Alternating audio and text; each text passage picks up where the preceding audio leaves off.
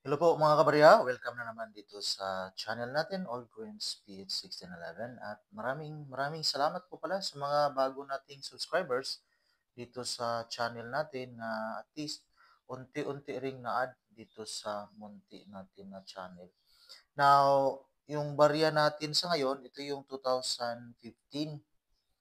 Pero yung titingnan natin, meron kasi tayong nakuha na error coin na 2015.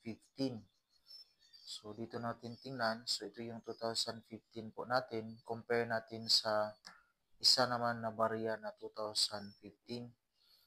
Ito yung 2015. So, the same year po ito. 2015. Pero titingnan natin dito yung error niya kasi nasa uh, off center o parang slide yung kanyang likuran. So again, compare natin. Ito yung barya natin na 2015. So ito yun. Pero sa likod niya, dito titingnan natin. Ito kasi yung sa likod niya. Dito yung year sa itaas. Pero dito, pag tinitingnan natin, so nasa gilid na po. So balik natin. Ito yung 2015. Meron kasi tayong rubber band. So balik natin. Ito yung 2015. So ito yung barya natin. So again, the same year po ito, 10 peso na 2015. Pero halimbawa, dito natin, i-flip natin dito. So, ito yung magiging mukha niya, 2000. Direkta kasi dito. Pero ito, pag sa likod natin, so nasa gilid yung 2000, I'm sorry, 1993. So, halimbawa, balik natin, so 2015, ito rin 2015. So itong baryang ito, at least may nakuha tayo na error.